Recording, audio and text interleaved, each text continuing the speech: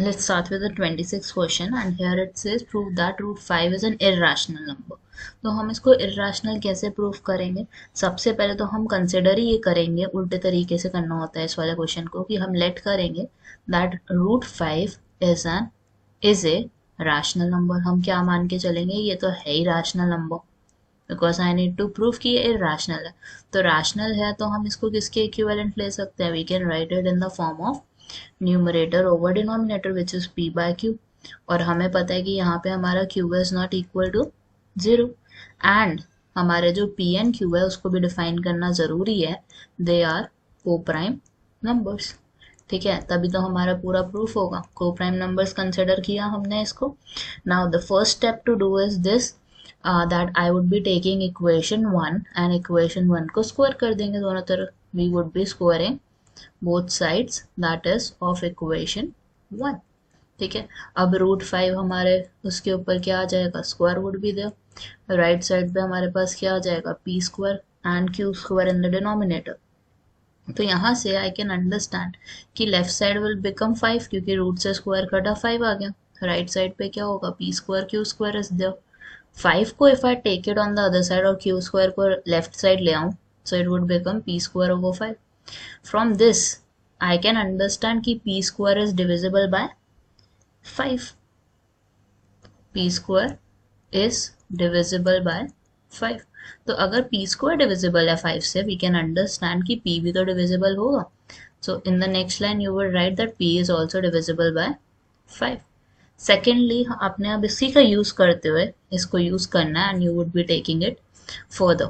p को हम 5 से डिवाइड करेंगे और ये किसके इक्वल होगा? Let's say a new variable, क्योंकि जब हम किसी नंबर को डिवाइड करेंगे तो कोई नंबर आएगा ना हमारे पास. Let's say a is my positive number here in this case. तो यहाँ से मेरी p की वैल्यू कितनी हो जाती है? 5 इंटू a. इसी को हम सब्स्टिट्यूट कर देते हैं इक्वेशन 2 में. आई would B substituting in equation 2. तो हमारा p क्या बन जाएगा यहाँ पे? 5a का whole square. So on the left hand side q square is the right side पे हमारे पास 5a का whole square है and in the denominator you have 5. So left side would be q square, other side is 25a square and 5 is there. 5 से 25 cut गया 5 आ गया. So on the right hand side you have 5a square.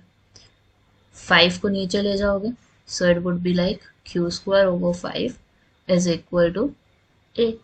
So from this we can infer कि q square भी हमारा divisible है 5 से.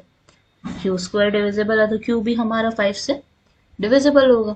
इससे हमें यही समझ आ रहा है, हम लाइन लिखेंगे that q square is divisible by 5 therefore q is also divisible by 5. Factor theorem यही बोलती है.